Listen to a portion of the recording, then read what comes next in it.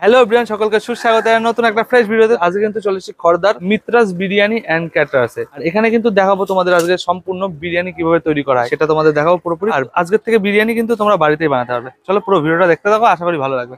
মিত্রাস biryani and ক্যাটারার্সের biryani বানানো তোমাদের আজকে দেখাবো লাইভ। কি কি যাচ্ছে সব ইনগ্রিডিয়েন্টস। বাটার দিয়ে দিচ্ছি, বাটার দেখো বলছে আমরা প্যাকেট তেলই ব্যবহার করি। আজকের বিরিয়ানি 5 কিলো চালের, সেই হিসাবে আমি বাটার আর দিলাম।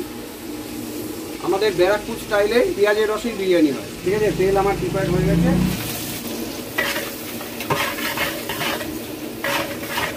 পেঁয়াজটা মোটামুটি 7-8 মিনিট, যতক্ষণ না ব্রাউনিশ যে গোল্ডেন কালারটা আসছে ততক্ষণ আমাকে ভাজতেই হবে। আদা রসুন জল করা আছে, এটা রসে মেন বিরিয়ানি হবে। সেই ব্রাউনিশ কালারটা কিন্তু চলে আসছে। এখান থেকে আমি ব্যবস্থাটা কিছুটা তুলে রাখছি বিরিয়ানির ওপরে চালে দেওয়ার জন্য। কিছুটা ব্যবস্থা তুলে রাখলাম। এবার হচ্ছে আদা রসুন জলটা করা আছে, কালারটা কিছুটা আনার জন্য আগে অল্প আদা রসুন জল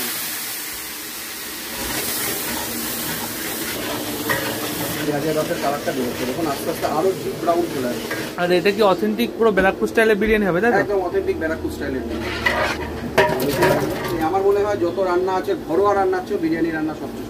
বিরিয়ানি তো অনেকে বলে যে সিক্রেট মশলা, আমার কাছে কোনো সিক্রেট মশলা নেই। তোমাদের সামনেই সব করছি, দেখো কুকমির লাল মরিচ পাউডার, কোনো সিক্রেট মশলা নেই। বিরিয়ানি আবার সিক্রেট মশলা কি? এই যে আমার পরিমাণ যতটা দরকার, আমার পরিমাণ লঙ্কাগুলো চলে গেল। আমি লবণটাও সবসময় আয়োডিন হিসাবে ব্যবহার করে থাকি। এবার আমি এটাকে বয়েলডে ছেড়ে দেবো। আমটা যতক্ষণ বয়েলড হবে ওয়েট করতে হবে। এতক্ষণ তো তোমরা দেখেইছো কিভাবে বিরিয়ানির প্রিপারেশন করলাম, আলু কিভাবে বয়েলডে দিলাম। এবার হচ্ছে আমাদের চিকেন বিরিয়ানিতে দেওয়ার আগে তোমাদের মুখে মৌখিক জানিয়েছি আমার চিকেন 150 থেকে 160 গ্রামের থাকে। তার উপরে থাকবে কিন্তু নিচে থাকবে না। যদি বলো যে দাদা কোনো প্রমাণ, তাহলে আমি ওজন করে দেখিয়ে দিতে পারি যে বিরিয়ানিতে 160 গ্রামের মাংস আছে কিনা। দেখে নাও, লেগ পিস 161 গ্রাম। এটা লেগের ওপরে কেটেছে, সম্ভবত এই মাংসটার ওজন একটু বেশিই লাগছে আমার, প্রায় 213 গ্রাম। 186 গ্রাম মটন আমাদের হাঁড়িতে একটু কমই থাকে, কারণ আমার তো দোকানটা দেখেছো যখন আসার সময় একটু ভেতর দিকে, মটন হাঁড়িতে কমই থাকে। তবে মটনের যে পিস আছে 125 থেকে 30 গ্রাম, 150 টাকা মটন বিরিয়ানি। চিকেন বিরিয়ানি 100 টাকা। আলুটা বয়েলড হয়ে গেছে, ঠিক 20 মিনিট টাইম বলেছিলাম, 20 মিনিটে কমপ্লিট আলু বয়েলড। আলুতেও দেখো একটা ব্রাউনিশ কালার এসছে উপর থেকে, ভাঙলে কিন্তু ভেতরে সাদা। এই হচ্ছে আমার মটন, 125 গ্রামের মটন বলেছিলাম, এবং আমি বলেছিলাম যে আমার এখানে মটনটা কমই থাকে হাঁড়িতে। আমার বিরিয়ানিতে কোনো আমি ফুড কালার ইউজ করি না। আমার জাফরানে যেটুকুনি কালার বেরোয় সেইটুকুনি। আর বিরিয়ানিতে তোমরা শেষ পর্যন্ত দেখবে আমি ফুড কালার ইউজ করছি। টোটালটাই পেঁয়াজের কালারে হবে যা হবে। চিকেনগুলোকে ঠিক আমি 5 থেকে 7 মিনিট বয়েল করে নেবো। আর এই হাঁড়ির মধ্যেই থাকবে চিকেনের কালারটাও দেখবে একটা ব্রাউনিশ কালার চলে এসছে।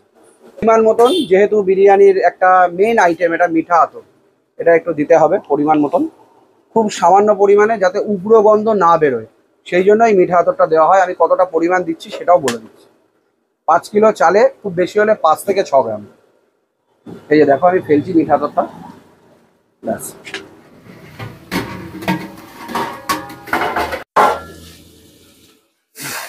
দেখো চিকেন বয়েলড হয়ে গেছে। দেখো চিকেনেও একটা ব্রাউনিশ কালার চলে এসছে, পেঁয়াজের রসের কালারই আলাদা। এটা আমার মোটামুটি এই পর্যন্ত বিরিয়ানির প্রিপারেশন রেডি। এরপর আমি মশলা দেবো, দুধ দেবো, সবই দেখতে পাবে। তারপরে হচ্ছে চাল বয়েলড হবে, এর উপরে চাল দেওয়া হবে।